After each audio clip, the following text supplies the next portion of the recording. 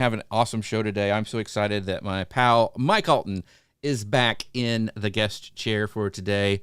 If you guys don't know this, that Mike is one of my BBFs, which I call my before beard friends, because he and I have been doing stuff online forever. So it's always fun to chat with Mike, and we're going to be speaking at a conference next month in Wichita. So Mike, thanks for coming, man.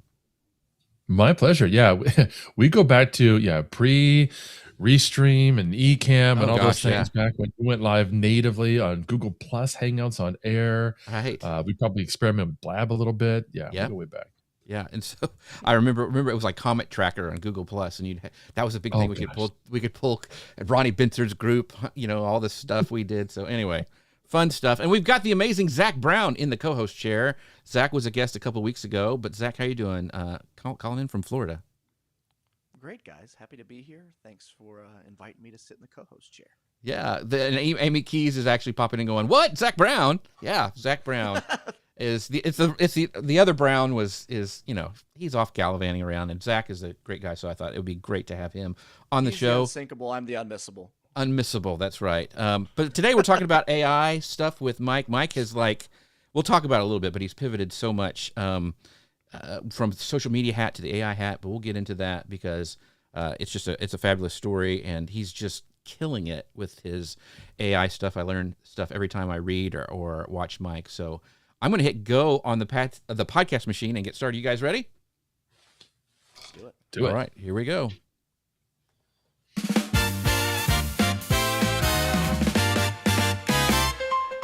Hello, folks. Welcome to Creator News Live. I'm Jeff C., and you're not. And I'm Zach Brown, and this is Creator News Live. Welcome to the show. And this week we're sitting down with Mike Allton, host of the AI Hat podcast, co-author of The Ultimate Guide to Social Media Marketing, director of partner-led growth at Agora Pulse, and one of the most respected voices in the move from social media marketing into practical hands-on AI. Mike is going to walk us through the friction audit he uses to find repeatable work in your week and show us how to turn those processes into permanent AI workers using Custom GPTs, Gemini Gems, Claude Skills, and Copilot Agents. So sit back, clear your schedule, clear your mind, and get ready for this week's episode of Creator News Live. All right. It's Creator News Live, AI play is done. Mike Allton is here, he's hat number one. You need to build your own digital crew. Mike will show you exactly what to do. There we go, Mike, your very own intro via Suno. Yes, so everybody's popping in saying hello. There's our friend Rich Graham. Rich, thank you for always showing up. Appreciate you, my friend. And then Disney Hotel Lady saying hello. Wow, guest host Zach Brown today. So you brought your whole your entourage with you, Zach. That's pretty awesome. So we just hope to keep the show on the tracks. That's right. Here we go. But Mike, let's just dive right into it because there's so much I want to talk to you about. But first, I want to ask the audience. So I want you guys to kind of do a quick kind of gut check in the chat. When you open ChatGPT or Claude or Gemini or whatever AI tool you're using, are you there mostly to ask, or are you mostly there to build? So drop ask or build in the comments, wherever you're watching from, because I'd love to know, because it really is kind of a mental shift that you need to make with all these new tools coming out. And it was been hard for me to do it. And I feel like I'm pretty tech savvy, but we're going to talk about that with Mike today. But Mike, you've been at this for, more than a decade. So for folks who only know you from the AI hat, take us back to Mike Allton of like 2013, 2014, actually day to day. What was like the social media hat and kind of your pivot story? Well, after 15 years, I'm still not Jeff C. That's so right. Exactly. I don't understand what I've been doing for all this time. Yeah, I used to build websites and I've had so many other careers, but I started blogging about social media for fun, frankly, and met incredible folks like you and Peg Fitzpatrick, and decided, okay, this is a direction I can take with my career, because I've figured out how I could help people, help businesses get online and actually have a presence on social media. I obviously talked about a lot more. It was more of a digital marketing umbrella, not just social media. I talked about email marketing, content marketing a lot, blogging. I even spun off the blogging content. Right. You nicknamed me the blogging brute. Right. You wrote on so one much. of those Yeah. original shows. Yeah. We were interviewing Gary Goldstein, who is the producer of Pretty Woman, and I was blogging about the episode while you and some of the other hosts were asking him questions. So I published that post like moments after we got off the call. Fun times. Yes. Yeah. Yes. But I got hired by Agorapulse 8 years ago. Wow. So I've been working full time for Agorapulse, leading their influencer marketing and their brand partnership initiatives ever since then. And the social media hat was a side project, a side hustle for me for many years until I decided to really weigh in on AI. Well, I'm glad you did, because you've got a lot of great stuff. And I mean, we were kind of teasing at the beginning, you've been traveling everywhere doing these trainings for, corporations and groups. And, we're going to be at Digital Day Wichita next month at a conference talking to those folks there. So you've really kind of nailed it and really kind of found your lane with this AI stuff because it's changing all the time. It's really exciting. So thanks for doing that. Yeah, this is, I tell people all the time, this is the fourth industrial revolution. This is not just a new app that you can sleep on. This is not a new social network. I was literally telling people in a room yesterday that when I was doing the social media stuff, I would tell business owners, do not jump on the latest and greatest social networks. Wait until they're truly mainstream. Wait until we know that they're not going to go away, like Blab and Periscope and so many others have over the years. And I would still give them that advice today. I would tell a business, don't waste your time on Blue Sky. Don't waste your time on Lemon 8. Sit back and wait, because as a business, you don't need to be a trendsetter. AI is not that. AI is an industrial revolution like electricity. It's not an option. So yeah, I'm every week I'm in a different business or in a different event, trying to help people understand and wrap their brains around, what do they do with this stuff? How do I actually take this blinking cursor in a chat and do something with it that can actually help my business? Yeah. Very, very cool. Zach, you got a question? Yeah, Mike, when did that moment click for you? What was that feeling when you went, AI was not just another tool to write about, that it was going to actually reshape the work that you were doing completely? Yeah, I love this question, because when I first started using AI and started looking at it, that was many, many years ago, and it wasn't impressive. It wasn't effective at actual business purposes. It was just a toy. There were people creating images for fun. I don't really enjoy playing with tools for fun. That's never been my personality. I want to know, why do I need to do this? How is this going to help me before I really invest any kind of time in it? So it wasn't until I was listening to Paul Reitzer's podcast, The Artificial Intelligence Show with Mike Kaput, in late 2024. And they were talking about ChatGPT, of course, but more specifically, they were talking about something Sam Altman, the founder of OpenAI, had said. And at that time, he'd said, in a few years, like 5 years, which we're getting really close to that time now, he said 95% of marketing is going to be handled by AI. And that really stopped me cold. I said, wait, what? Right. What do you mean? Because up until that point, I'd use tools like conversion.ai, where you could have it, you'd tell it to write me an ad copy in the style of Gary Vaynerchuk, and it was just rubbish. They're much better now, but back then it was not impressive to me. So I said, wait, what? And then I started to pay a little more close attention to what people were actually doing with ChatGPT in late 2024, and realized, oh, this is going to truly change everything. That's when I decided to launch the podcast, which you and I both know is really just an excuse to be able to, get free consulting. Exactly. People will volunteer to be interviewed, but they won't volunteer to just let you pick their brain for an hour. So I could record me asking questions of folks from NVIDIA, LinkedIn, HubSpot for free, and get their advice, and then share it with other people. Yeah, don't tell anybody that, because that's kind of my little secret. Like, that's how I've grown my business. Don't let anybody know. We've got some great people in the chat. We've got another BBF, Dustin Stout, waving hi, and he's like, Mike. Yeah, Dustin and Mike and I go back a long ways. And then Rich says he loves that it's electricity. I read something the other day I thought was really cool, that they compared it because, there's all this talk and we do need to kind of the energy consumption and the data centers and all this stuff. That's a real issue. But they compared it to almost the Industrial Revolution. But even when trains when they had to make this big push that was new technology and laying the track, and it disrupted farmers' fields and all this. It was very disruptive to society. And there were people who thought it was going to kill everything and it was going to bring everything down. And so I feel like there's a big comparison to when the trains, kind of the Continental Railroad and all that kind of stuff happened. There's a lot of comparison to that. But Mike, in your bio, there's a line that I really love, and it's the era of playing with AI is over, which I thought was great. So when you mentioned you heard this on the podcast, but like, when did you specifically stop playing? Like, we kind of teased at the beginning, we need to stop asking questions and start building things. So when was that specific moment for you? Like, was there a project, a call? When did you realize you kind of crossed over to building? Yeah, I would have to say for me, it was about a year later. I'd started the podcast in mid 2024, called it AI and Marketing Unpacked, and I was interviewing people, and there still aren't a lot of AI podcasts out there, particularly ones that were focused on marketing.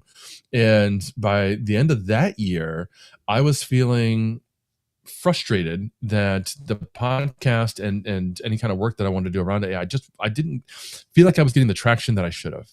And it was December 23rd. I remember it very clearly because we were leaving St. Louis, Missouri to drive 2 straight days to Southern California to spend Christmas with my in-laws in Southern California.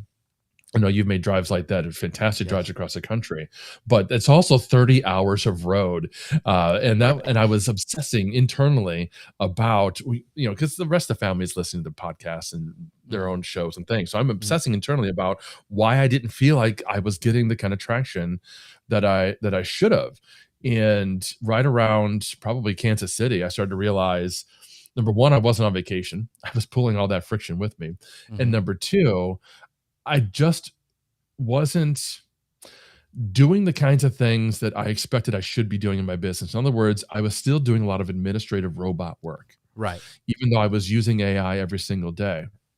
So I had called up Gemini. I'm a big Google user. So I started a live voice conversation with Gemini. And I basically just asked Gemini to help me unpack why I wasn't getting the traction that I thought I should. I gave it all my data, all my friction, and we had a strategic conversation over the course of the next, countless hours driving across that country. Yeah. And when we got to Southern California, at that point now, we're at the in-laws, so no huge plans. I had a lot of time on my hands to just relax, and I put myself to work. Me and my new AI chief of staff, we determined how I needed to reshape my business, how I needed to rebrand, how I needed to completely spin off the AI content. I'd been blogging about AI and publishing podcast episodes and so on the social media hat, on the socialmediahat.com, which doesn't sound at a high level like it has anything to do with artificial intelligence. Right. Created the AI hat, rebranded the podcast, built a whole new website, all that within 2 weeks over the Christmas break with just me and the AI. And what came out of that was not only that new brand and new focus, was an actual AI chief of staff that knows everything there is to know about me, my business, my goals, my objectives. It understands my bandwidth. So like right now, you mentioned I'm traveling a lot, and I am. I'm speaking either at an event or in an individual business every single week. I still have the podcast, but I've had to reduce publishing to about once a month because I'm traveling so much and I'm so busy. I'm still working for Agorapulse. And so I give people an example all the time. If I had the idea, and shoot me if I said this out loud, but if I had the idea to start a second podcast, I think we'd all agree that that's a pretty dumb idea. But if I take that idea to ChatGPT would say, Mike, that's the best idea I've ever heard. That's absolute gold. You should absolutely start a new podcast. Right. Here's the opening script for you, right? And he would just dive into that project because most AI is a yes, ma'am. But if I go to my AI chief of staff, it says to me, Mike, are you crazy? You can't possibly start a second podcast right now. You're barely hanging on to the one you have. Right. Let's talk about why you want to do that. Maybe there's something we need to talk about with the first podcast, or if you're really set on it, maybe it's later this year, right? It's the kind of check that every CEO needs to have, who is coming up with all kinds of idea for the staff mid-quarter. That's what my AI chief of staff does. That's when I realized I don't have to just use AI as a glorified search engine. Now it's a strategic partner. So I want to, before you ask your question, Zach, I want to kind of pull this string a little bit. So I want to ask you now, this didn't happen overnight, right? Like you didn't just say, hey, I have a chief of staff. Da-da. It had to learn about you. It interviewed you. The tool got better, right? And so now that's what I'm loving about the Claude and Claude Cowork and Claude Code, those things that have memories, and it's a living document. Like it constantly is being updated. It's constantly being better. So I just want to make sure that we're clear that you didn't just drive and magically everything's fixed. It's taken some time for you to train things, correct? Right. However, less time than what most people think, because the way I've seen a lot of people use ChatGPT, for instance, is they have that one chat that they keep going back to, because that chat, they've had this long conversation and they feel like ChatGPT knows me in that one chat. And that's a problem because there's a chat context window. There's a limit to how much all these AI systems will remember within a given chat. Now they're doing better. That chat context window keeps getting better and longer, and they're getting better at remembering things across conversations. And yet that's still a problem. So if you're going back to that one chat and all of a sudden it goes off the rails and it's answering questions you didn't ask, or it's answering the same question over and over again, and you feel like it's just confused, that's why you've hit your chat context window. So that's not where my AI chief of staff lives. My AI chief of staff lives in custom instructions. It lives in a Gemini Gem and a Claude Skill and a custom GPT and ChatGPT and an agent and Copilot, because as a trainer, I have to use all the tools. So it's actually a living, breathing Google Doc where I've spent time enhancing. I was just showing people yesterday, I'm on version 4.1 with this Google Doc, and it, like you were asking, it lists all these things that we've established over time. These are all the things that I want it to know. But it's not just in a chat. It's in an actual custom instruction and custom version of the AI. And when I want to make a change, I change the Google Doc, and then I copy and paste the contents into Gemini and all the other places. Yeah, very, very smart. I love that. And Mike, you've done this thing that I think is the wonderfully crazy thing that we as creators do. You picked up the AI hat without putting down the social media hat. How do you think about those two brands and audiences now? Like, is there one Mike or are there two? That's great. Well, there's thankfully only one Mike, although Ian Anderson Gray has said for years that I must have a clone of myself. But I do not. It's just me. And to be transparent, the social media hat really is on maintenance mode at the moment. I'm not regularly publishing there. I have no social media marketing clients or any kind of projects or income related to that site. In fact, for a while, I had published that, like I said, that Blogging Brute site dedicated specifically to blogging and content marketing. I'm probably going to shut that down this year and just move all the content back to the social media hat. And I honestly don't know if the social media hat will continue much longer, because the AI hat is doing great. I've got invitations to speak and client work that I'm doing and contract work that I'm doing, more than enough to handle with somebody who's still got a full-time job that he wants to keep. So yeah, not much going on over there, to be frank. So speaking of that full-time job, I want to dig into that, because I think we learn from people, like how they do their time management, and we can apply a lot of that stuff to somebody who's got a side hustle or has a corporate gig. I know a lot of people have a corporate gig. Our friend Sean Robertson from But Mostly Disney, he's like a realtor and he's doing this But Mostly Disney thing on the side.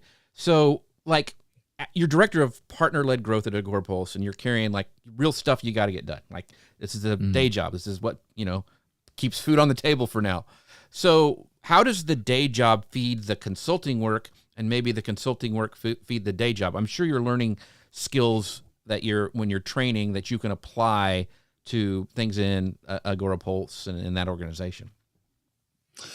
There's a couple things to it. I think probably the most interesting one is not about AI as a technology, but it's about the importance of relationships and interactions, because that's what my job at Agorapulse is all about. It's about finding relationships and developing them and leveraging them both with influencers and with other brands that we might want to partner with as an organization. That's a big part of what I'm doing right now at Agorapulse. We're launching a whole new project called Archie. We can talk about that a little bit. And it's going to be influencer led when it launches this summer. I'm doing calls with influencers and I'm walking them through it. I'm going to events, like AI business world, social media marketing world, to have FaceTime with influencers, which AI can't do any of that at all, right? So there's that aspect of it, but it's also interesting that I'm able to continue to foster and leverage those relationships that I've been making for over a decade now, and leverage those for both aspects of the business. You've been on my AI Hat podcast. Many of the people that I've known from social media and the digital marketing space have been on that podcast, and the reverse is true. We're talking about me starting a second podcast, a new podcast, but this is for Agorapulse. Right. And when and if I start that podcast, there'll be that reverse feed there as well. I'll be able to pull folks that I'd had on the AI show and bring them onto this new podcast. It's going to be all about AI and social media specifically. So there's going to be a lot of overlap there in topics and in the talent, the people that I want to talk to. Yeah, it's awesome. I mean, it's so fun to see how far and different our jobs are since when we first met each other a long time ago. I mean, it's like this stuff didn't exist. I remember when Jarvis or Jasper came out. They had to quit calling it Jarvis because of Marvel, but that was the thing. And then that was basically what we're talking about moving away from, is not just asking questions, but building real tools for your business. And Disney Hotel Lady, I see your question. We're going to get to that. But I was so excited that Mike was on. I forgot to mention at the very start of the show, our sponsors, Ecamm. They are amazing. You can find out more about them at ecamm.com/Jeff. But by the way, they actually, here's a word from our sponsor. When your show deserves the very best, Ecamm stands above the rest. Ecamm.com/Jeff, won't you see? Broadcasting brilliance, easy as can be. That's right, folks. The amazing folks at Ecamm are I love awesome. that 3-piece tweed you got going on in that I know. video too. It's like I look kind of like Colonel Sanders a little bit, so we're going to have to redo that one. But why don't we kind of go to this next section, and this kind of goes into some of the questions that Disney Hotel Lady, when you were talking about, because she goes, wait, what? How do I do that? I don't understand how to move away from one long chat. So let's talk about that, because there's a lot of these .md files that a lot like Claude and even ChatGPT. It's kind of where they're kind of almost standardizing where memory lives in these chats. So talk about that. Her question about like, how do I even move away from what I've been doing? Like, what do you tell somebody who comes up to you at a conference, Mike, and has that exact same question? Like, I didn't know I could do that. Well, the first really cool and different thing about AI as a technology that makes it different from every other tool, every other technology you've ever worked with, is that anytime you've got a question, you can ask it. So Disney Lady, I don't know which LLM you're using, and it doesn't matter because they're all the same. You can go into Copilot or Gemini or ChatGPT or Claude and say, hey, I want to make a permanent assistant or whatever you want to call it. How do I do that with you? You could get specific if you want to. With Claude, it's a skill. With Gemini, it's a gem. With ChatGPT, it's a custom GPT. And with Copilot, it's an agent. Those are kind of the four areas, the four big models that I typically work with, that most of you should be using one of those. I know we're going to talk about that in a minute too. But you can ask it and it will tell you and it will walk you through how to do it. You can give it a very specific task, something that you're doing on a regular basis. Like I was preparing for my podcast. So I built a podcast showrunner, an AI showrunner, and it's only for that task. I don't use it for anything else. It's very, very specific and specialized. Or you could go vague in general, like my AI chief of staff. It's just kind of an all-purpose assistant. But then the next key step is ask the AI to interview you. Just say, hey, ask Very me good. questions, whatever you need to know to help me build this assistant, because there's no magic wand. There's no special programming or coding that you have to do. You just need to be able to give the AI all the context that it needs to do a good job, knowing in the back of your mind that it's not permanent. It might not ask you a question that eventually you think that probably should know that information. If so, you can always go back in and edit that. But in the end, it's going to give you a whole bunch of information. You're going to say, hey, output for me now all the instructions that I need to build this agent. It's going to be a whole big block of text that all you're going to do is copy and paste that into the configure screen. And I don't know, Jeff, if you want me to screen share, I can even show you guys what these screens look like, because they're all the same across all the LLMs. Dustin's in the audience. He created a fantastic tool called Magi. Magi is a wonderful tool, and it has a feature called personas. That's basically the same thing. The beauty there is you create a persona, and then you could use it with every other LLM. So you can be having a conversation using your chief of staff persona in Gemini, and then you get to the point where now I want to actually write some of the content that we've strategized with Gemini, but I know Claude's a better writer. Just switch the model to Claude in that same chat within Magi, and your persona is still there. It's that ever-present assistant. So at the end, you ask the AI for help. You ask it to interview you. And then at the end of that interview, once it's asked all the questions that it has to ask, you tell it to output the instructions for this assistant. And then you go into whichever LLM you're using. You say new agent or new custom GPT or new gem or new skill. And there's a name for it. Don't name it Bob. You won't know what that's for. Name it something meaningful to you, right? And they all have this. They all have a name field. They all have a description field, which is just like a one sentence general description. What is this for? And then there's an instructions field. Copy and paste from your other chat. That's all you have to do. You can save it then, but if you want, you can scroll down. There's also fields in every one of these models where you can attach knowledge files, PDFs, transcripts, whatever resources you think that assistant would need to have available to it to do a great job. My AI chief of staff, I have a specific Google Doc that is the instructions and a second Google Doc that is the AI chief of staff knowledge file. That knowledge file doesn't change too often, and that's why it's a separate file. It's my target ICP and details about that, some other details about my channels and those kinds of things. So that's there as a living document that I can attach. And then I also have a voice file.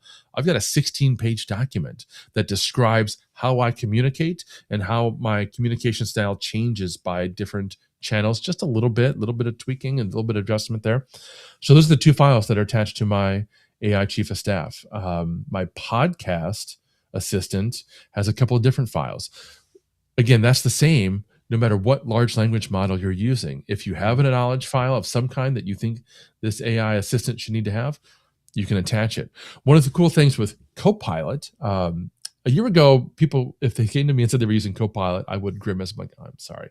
It's actually really good now, particularly if you're already using Microsoft 365, because if you create a Copilot agent, you can now point it to a SharePoint folder, and it will automatically update. If you upload new files to that folder, those are now accessible to your agent. And of course, it has deep integration with Word and Excel and Outlook.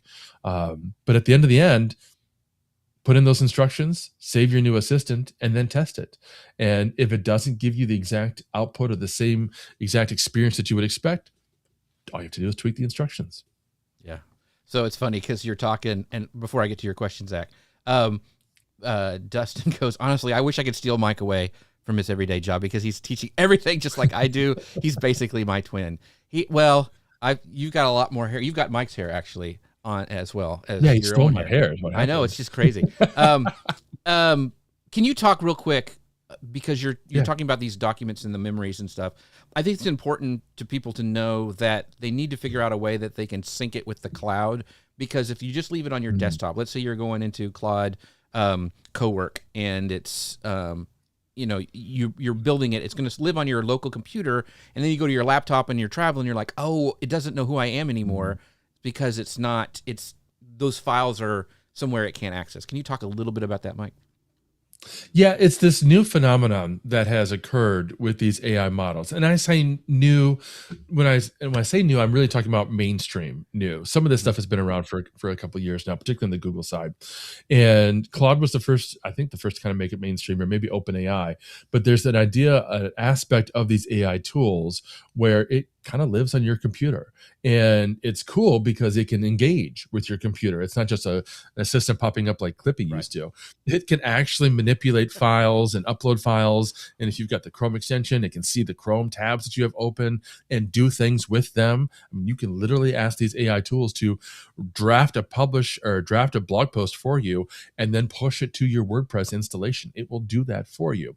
But they only live on your computer. Like you said, I have a desktop. If I open up my laptop downstairs, I can't see what I did using Claude Cowork on my system.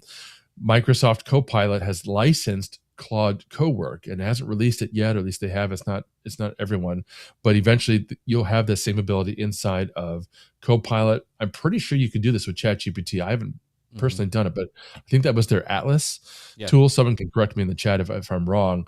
And Gemini has had this ability separate from Gemini in a different area of Google's massive cloud of apps, but now they're baking this into Gemini as well. So eventually all the tools, if they don't already, will soon have that ability, which means you, everyone in the audience, will soon have the ability to have a conversation with your AI on your system and have it do stuff for you, which is pretty cool. You can give it a task. Hey, I want you to write this blog post and then prep it on my WordPress site. And then you walk away and it figures out all the stuff to do. It's amazing. This is separate from the kinds of assistants I was talking about a moment ago. You're not building a skill inside of Cowork. That's a separate area of Claude. You're not building a skill or a gem or anything like that the same way. They're really separate features. Yeah. Yeah. Very, very cool. So I just wanted to, because I know that's something that people don't understand when they move. Like, oh, my stuff's gone. Well, it's still there. It's just you're not at the right computer, kind of a thing. So thanks for that. Mike, you've given us the benefits of using this AI for multiple things, but we need you to be honest with our audience for a second. If creators or solopreneurs are using AI mainly for just search and research right now, what's the actual cost of staying there? Like, what are they leaving on the table? That's a great question, because there's some nuance there and a couple of different points. First, they're simply not leveraging the tool to its greatest capability. If you're going into Canva and you're using it just to create the right size canvas for a social post without actually putting any content in, and then exporting it and then opening Paint or something stupid to actually put the content in, you're wasting your time. And you're not leveraging Canva to the extent that you potentially could. It's the same way with these AI tools. If I'm just going in and asking it questions like, how tall is Tom Cruise? I'm going to get a fast answer, and I'm going to get the answer rather than 10 blue links where I could go and click through to find out how tall he is. So I've saved myself a little bit of time, but how did that really move the needle for my business? It did not. Did that allow me to scale my business? Absolutely, it did not, particularly as a solopreneur and creator. This is one of the things that made me most excited about my AI chief of staff, because as Jeff said from the outset, I've had the social media hat as a side gig for over a decade. There's nobody here in the room telling me what I should or should not do with that business. I've got the dogs here. They don't do anything for me. They don't help me. They don't answer any questions. They barely move. So the social media hat was always a true solopreneur business. There was nobody that I could turn to, which was a stark contrast from my previous corporate America life. I worked for a company with 80,000 people. I was in their global IT department, and the guy next to me, Todd, was hired the same day I was. So whenever either of us had a question about anything, it was lean over to the next cubicle and ask our question and then go back to work without having to give him all the context, because he already knew it. That's what the AI chief of staff became for me, was my first major hire as a solopreneur. Now, this true assistant, this partner in my business, knows everything. I don't need to give it all the context when I ask it a question, and I can ask it truly strategic questions and have those strategic conversations back and forth. And then I could hire additional specialized assistants like a podcast showrunner and a blog post writer and an email marketing campaign assistant and so on. that could be as broad or as narrow as I needed them to be. So solopreneurs who are just asking questions back and forth, they're missing opportunities. That's the first problem with where they're at today.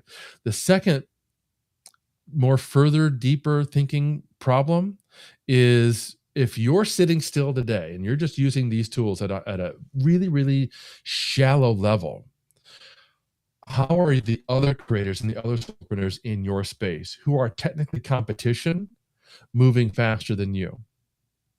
If I'm able to save myself a minimum of 2 hours a week by using AI tools, how am I using that time today? What else am I doing today that I wasn't doing before? And I'm not just making up those numbers. I've got that podcast showrunner. I used to spend 2 hours every single week looking at my guests' LinkedIn, their website, coming up with a totally custom bio, thinking about what angle I could talk to them about, writing the description of the show, and then of course coming up with all the questions and giving them that as a document before the show. 2 hours, easy. Every single guest. And I used to have multiple podcasts. I had my own podcast. I've always had my own podcast. And then I have a bunch with Agorapulse. Right. With the AI, that's now a 20-minute task. 20 minutes, and I'm done. And it's fantastic. I mean, it literally is better than I wrote it before. When I bring you on the show, I'm going to recite an introduction that Claude wrote about you based on your background and information. And 9 times out of 10, the guest tells me, wow, Mike, that was the best introduction I've ever heard. I need to bring you with me everywhere. Right. And I tell them, number one, Claude wrote that. And number two, you did all the work. I don't take any credit for these introductions. I'm very transparent about it, but they're that good. That's what people are missing out by not using these AI tools in their way. They're missing out on the opportunity to save themselves time and then refocus that time on stuff that's even more strategic that they wouldn't have even dreamt of doing before. Yeah, for me, so it's saving me time to be more creative in things that only I can do, right? Like I think that's the thing that I'm finding, because there's a lot of articles out there about like, okay, AI is not really saving us any time because it's doing things that we're putting more work on top of stuff, we're getting done. And so I like to try to, okay, what can I be creative on that I didn't have time with before? Just these little silly little songs I do at the beginning. I would never ever be able to do those without AI. Right? Like I could never like hiring a band and doing, all the studio work. I would not be able to. It was out of the realm of possibility. I've always wanted to do that since I was a kid. Have my own little, theme song for a guest coming on. And now I can do it. It takes me 10 minutes. The thing that you were saying about the podcast, like show prep, like nobody likes writing podcast show notes. Nobody does. Well, now I basically give okay, here's my guest, here's their bio, this is what I want to talk about. Boom. The stuff that I was having to copy and paste chat things back and forth, now with Cowork, it does it all at once. I have my entire flow done. It gives me lyrics for multiple different types of lyrics for the show at the beginning. It gives me thumbnail ideas. Now it even can go into Canva and give me a mock-up where I just drop in whatever. It gives me the prompts that I'm going to use for Midjourney to make, this little. So, I mean, all that stuff happens at once, where before I was having to go research, copy and paste, write the prompt, do all the stuff. It's all at once. And it easily saves me over 2 hours a week. And then you don't even count all the post-process stuff. So I want you to talk about, Mike, now, you kind of touched about it a little bit, the difference between talking to AI and staffing AI. Because I don't know, you probably follow Allie K. Miller, who's AI with Allie. She's one of the biggest AI people out there. And she likes to talk about like going and actually finding things that you do over and over and over in your week and see if you can automate with AI. And then if it doesn't do it, you argue with it. Like, well, why can't you, Claude? Figure it out. And then it starts to do that, and you find these processes and systems that you can implement. So talk about that. Break it down for somebody who's never built like a skill or a custom GPT. What does it really mean to put AI to work for you? And kind of maybe talk about how they can make that mind shift and where's the best place to start. Yeah, it goes to that friction audit that you talked about in the introduction. And this is simply a way to think through everything that you're doing in your role, in your business. And we're not talking about personal, private stuff, right? We're talking about, in your business, professional activities. What are you doing every day? How much time are you spending on those things? And what do you or do you not look forward to being able to do? Because I don't want you to try to replace the things that you love doing with AI. I want to give you more time to do even more of the stuff that you love to do. But we all have what I call administrative drag. Crap that has to be done, but we don't enjoy doing it, and it takes far too much time. The sales teams that I'm working with, many of them are spending 70% of their time on non-revenue generating activity. Copy and pasting from an email into a CRM, or creating a new pitch from scratch again for the 100th time this week. The kind of stuff that just you'd think you'd be able to automate a lot of this stuff, and you can with the help of AI. So do yourself a favor and do a friction audit. You can just write down a piece of paper, or you can go to the aihat.com/friction if you want a template. But the point is to look at every single thing that you're doing on a day-to-day, week-to-week, month-to-month, even year-to-year basis, if you want to think that far out, and write that down. What is that task? Checking email, checking social media, drafting our weekly report, creating a pitch, processing a transcript. These are just, off the top of my head, some things that some of you guys watching right now, you guys have to do this stuff on a regular basis. Write down a little description of it, and write down how much time you're spending on average. This doesn't have to be exact, all right? This doesn't have to be down to the minute, but roughly, how much time are you actually spending looking at your email inbox every single day? How much time are you spending coming up with new ideas of posts for social media or whatever it is? Now, I recommend doing this in a spreadsheet or a PDF or something digital, because the next step, once you've got it all, and by the way, don't judge yourself. Don't try to correct yourself as you go through this. Oh my God, I'm really spending this much time on Twitter. I should stop. Don't worry about that today. Right. Just write down the stuff that you're doing and how much time you're spending. But I recommend doing it digitally, or take a picture if you want to write it down physically, because then the next step is share it with AI. And this is, again, where AI as a technology is so much different from Photoshop. You could not ask Photoshop to help you figure this out, but you can take the output, the download, the picture, whatever you've got of everything that you're doing on a regular basis, share it with your LLM of choice, and say, hey, this is what my life looks like today. Right. Every day, every week, every month. Give me 10 ideas, just 10 ideas of how you could help me streamline some of these tasks. You're not necessarily looking for the AI to do the whole thing for you, but what we want, at least at the outset, is just a little bit of help. Right. How can you help me with one of these tasks? How can you take a 1 hour a week task and turn it into 5 minutes a week? Or maybe 10 minutes a week.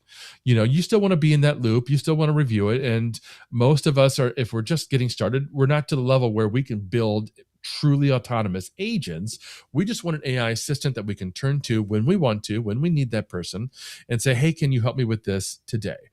Can you help me take this Google Analytics export that it makes my eyes bleed just looking at it, and help me actually understand what I'm looking at? What do you see here? Amazing. Help me understand the insights from all this data, just as an easy example. And the cool thing is, you don't even have to export data anymore. You can just open it up in a tab in Chrome. Here's my Agorapulse social media report in one tab. Here's my Google Analytics website report in a second tab. Help me understand what's happening with my social media activity compared to my website activity.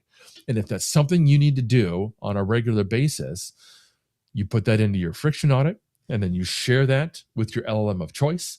And you say, again, help me identify the top 10 things that you can do to help me with this task. And then you pick one. You just pick one. You say, okay, you know what? Number 3 looks fantastic. Interview me about number 3. Learn everything you need to know about number 3 so that we can figure out how you can actually help me with this. Maybe it's building a skill or an agent or a gem or something like that. Maybe it's doing one of the other kinds of features that you have available to you in these AI tools. One of the issues that a lot of people run into with AI is that when you ask it a question, it can make stuff up. Yeah. It can hallucinate, right? It's not going to hallucinate a fact like how tall is Tom Cruise. But if you ask it like, who should I be targeting with my business? Or what did Jeff C. say on my podcast when I interviewed him last year? It's probably not going to give me a quote from Jeff. It's going to make up a quote. Maybe it's something that Jeff said, but it probably won't be on my podcast. So it hallucinates, it makes up stuff, it's inconsistent. So there's actually a feature inside all these tools. Its technical name is RAG. You don't remember that. The point is there's a way that you can create a digital binder in every single one of these tools. In Claude, it's called a project. In Copilot, it's called a notebook. And you're able to put in specific sources of data, information inside these notebooks, inside these binders. And when you ask a question of the AI from within this digital binder, it will only answer you based on the sources that you gave it. And if it doesn't know, it will tell you. It won't confidently make something up like I'm bullshitting my children. It will tell you either A, there's the answer and here's where I got that information, or B, I'm sorry, I don't have that information. It's not in your sources, right? So I've got a notebook. All of my past transcripts are in there. If I want to quote from Jeff, I go to that notebook. So when you're doing your friction audit, some of the stuff that you're doing and wasting time doing every single day, week, or month is actually solved not by an agent or an assistant, but just having that digital binder. If you're wasting time trying to look stuff up inside your organization, that's the solution. Yeah. And you can ask the AI, again, should I create an assistant for this, or should I create a RAG or a digital binder? Or you can get specific and you can say, hey, do I need to create a skill or a project or an agent or a notebook or a gem or a notebook or a custom GPT or a project? The capability exists with every single one of these tools, and you can just ask it to help you. Yeah, great. Great advice. That's going to be like its own YouTube video right there, Mike. That was just really good. So Mike, Custom GPTs, Gemini Gems, Claude Skills, Copilot Agents, our audience is hearing a ton of names today. For a one-person business, do they need to pick a lane, or do you feel that they can mix and match? They absolutely cannot mix and match. You can't. You have to pick a model, and I'm sorry, but you have to pay for it. You have to spend the $20 a month, ouch, to pay for one of these models, and you have to do it today. You're not allowed to use free ChatGPT anymore. I'm serious. You guys, you do not come to me tomorrow and say, I'm still using free ChatGPT. I will yell at you. I will bite your head off, because it's, number one, you don't have access to all these fun things that I'm talking about. You just don't. You know, you go to these free tools, you're going to have limited functionality, limited usage. Number two, if you're bouncing around different tools, you're not investing the time that you need to learn how to use these tools in the best possible way. I don't like having to say 4 different feature names every time I'm talking about what's at a high level the same kind of feature, but I just know we have a mixed audience. It's so much more efficient as a business, whether you're a solopreneur or a team of 10 or 100, if you're using one tool and you're learning that tool and you're sharing with other people who use that same tool, what have you learned? Oh, wow, you learned that? That's fantastic. How to do that myself. So if you're a solopreneur, get into a group with other folks, either colleagues, friends. You know, Matt, Jeff and I have had masterminds for years, right? Find a mastermind. We're all using the same tool. No matter what, do that. But then the third most important, and the thing that people don't even realize most of the time, is that when you're using the free models, the free versions of these tools, everything that you do, everything that you say, everything that you learn and interact with those tools is being used to train the next version, the next model of that tool. And honestly, transparently, some of the stuff you're doing, who cares? I mean, I honestly, a lot of the stuff that I'm doing, I wouldn't care until I'm doing something that's proprietary to my business. Until I get to that moment where now I'm having a conversation with my free ChatGPT about this thing that I'm doing in my business and how do I really monetize it and take it to the next level, because what I do is really different from everybody else. Well, I just told ChatGPT everything that I do that's quote unquote different from everybody else. And it's not as though Zach could lean over into his laptop and ask GPT, hey, what's Mike doing that's different from everybody else? It doesn't know that. But 6 months from now, somebody wants to do that thing that I've been doing, and they go to ChatGPT and they ask ChatGPT how to do it. Right. ChatGPT knows because I taught it. This is what happened to Samsung a couple of years ago. Their programmers, we were struggling because they were hitting a bug. And most of you probably realize you all have these smart TVs now, and they have all these apps. So they've got computer programmers who've got to develop these apps. And these guys at Samsung were having this problem. And they thought, oh, wow, you know what? This new thing, ChatGPT, could probably help us with that. And it could. AI is so much better at reading 1 billion lines of code and finding that one missing semicolon. So it was a great idea in theory. But what they did was they uploaded their entire code base to ChatGPT. which meant they didn't just teach ChatGPT the bug. They taught ChatGPT everything that they'd ever invented and created in Samsung. So 6 months later, the team at Vizio, maybe they like the idea of having a artwork displayed on the TV when it's not actually running anything. And they just go to ChatGPT and say, hey, how do we program artwork as an option? And ChatGPT says, here you go. Here's the code. Here's how to do it. Let me give you that code. That's what you guys cannot afford to do. And again, I don't care if you're a solopreneur, 10-person, 100-person, 1,000-person business. You have got to invest $20 a month. That's it. You could use a tool like Magi or do one of the other LLMs. I don't have a personal preference. They're all fantastic. The only difference there, the only thing that I usually sometimes steer people into a specific model is if they're already paying for Google Workspace or Microsoft 365. Right. If you're paying for Microsoft 365, that means you and every other person in your organization already has access to Copilot 365. Use it. Pay the extra $20 a month for the extra Copilot add-on because that gives you access to agents and notebooks and deeper integration in the Microsoft ecosystem. But if you don't, still use Copilot because it's part of that Microsoft tenant, that agreement that you have with Microsoft that everything that you say and do on their platform is secure.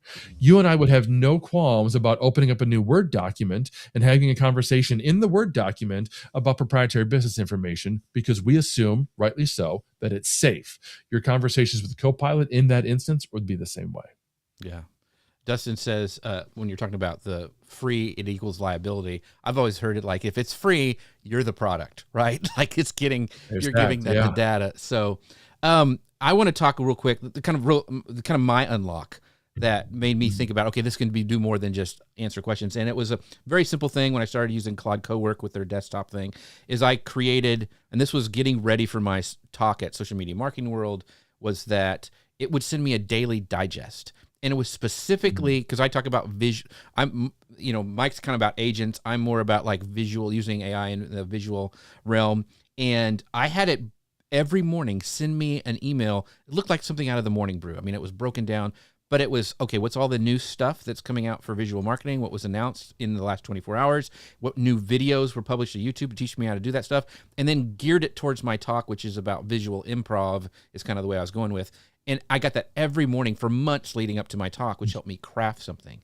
But that little unlock, like it was helping me with a problem and helped me be creative in that problem, was really, really something incredible for me. So I want to know, other than like your podcasting workflow, Mike, what's a specific example from your own week? Like what AI worker that you build is saving you time right now, and what does it actually do, kind of other than your podcast prep?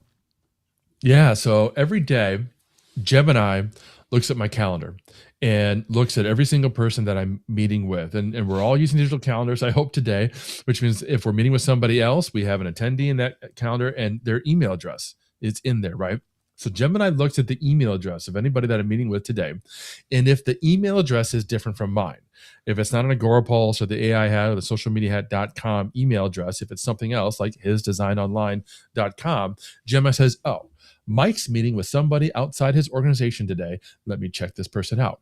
And so it goes and looks at, and it finds their LinkedIn and it finds their website based purely on the email address and reviews those and sends me an email at 6 a.m. every day. Hey, Mike, you're meeting with Jeff today. Here's Jeff's background. And it's not just copy and paste from LinkedIn, because maybe that's a sentence, maybe it's 4 paragraphs. It's a summary based on everything it learned about Jeff. That's part one of the email. Part two is it looks at what Jeff has posted to LinkedIn within the last week or two, finds something for me to draw attention to and talk about as a bit of an icebreaker at the outset of our meeting, if I want to. Maybe, Jeff and I have known each other. I wouldn't need to do that. But often I'm meeting with people that I don't know very well. Sales calls, right? Vendor meetings. You guys are all doing prospect and sales meetings, I'm imagining, in the audience today. This is going to be hugely valuable to you. You don't want to take 5 minutes before a meeting and glance at somebody's LinkedIn and join the call and say, hey, I saw you go to Ohio State. Who cares? Right. You want to be able to talk to them about something that's actually meaningful and important to them, particularly if it's been 30 years since they went to college. They don't care about that anymore.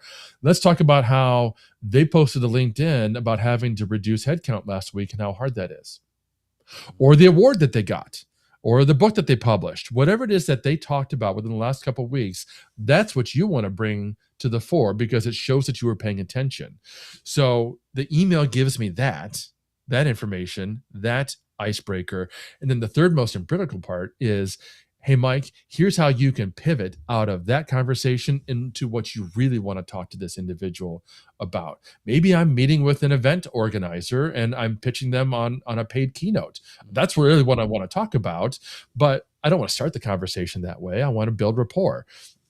This is a real problem solver because either one of two things is happening. Number one, most people today, either they do this on their own for about 5 minutes before the call because they're scrambling and they had 3 other sales calls that day.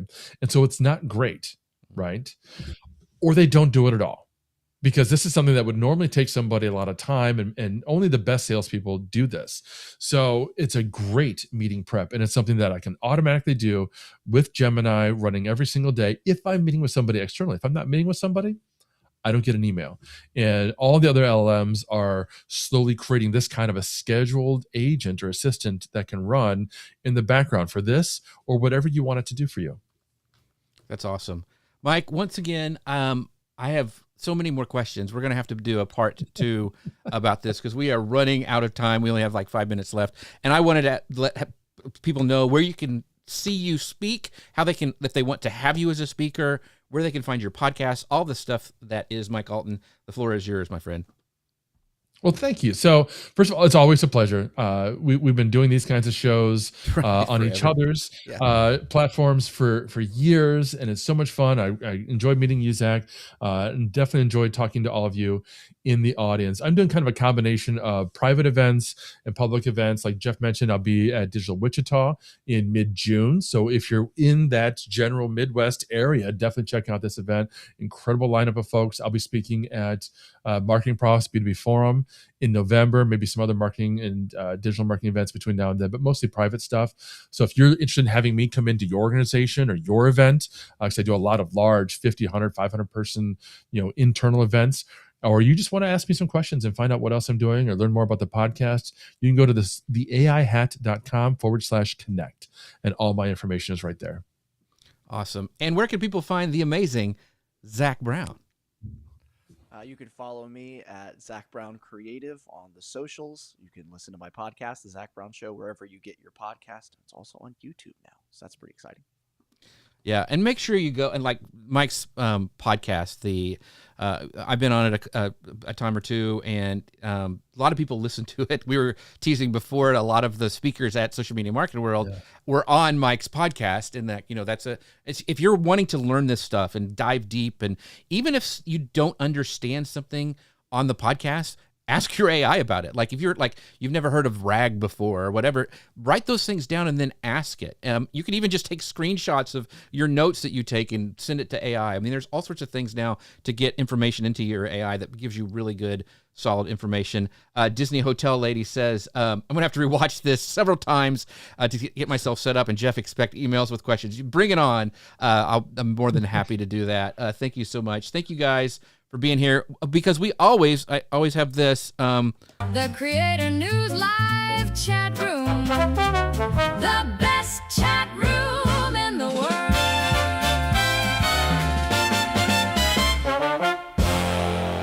Thank you guys so much for watching. Thank you, Mike, for being here. Make sure you guys go check him out everywhere. Thank you for our sponsors, Ecamm. They're amazing. You can find out more about them by going to ecamm.com/Jeff. Use code Jeff15 to save 15% on your first purchase. And with that, we'll see you guys next time.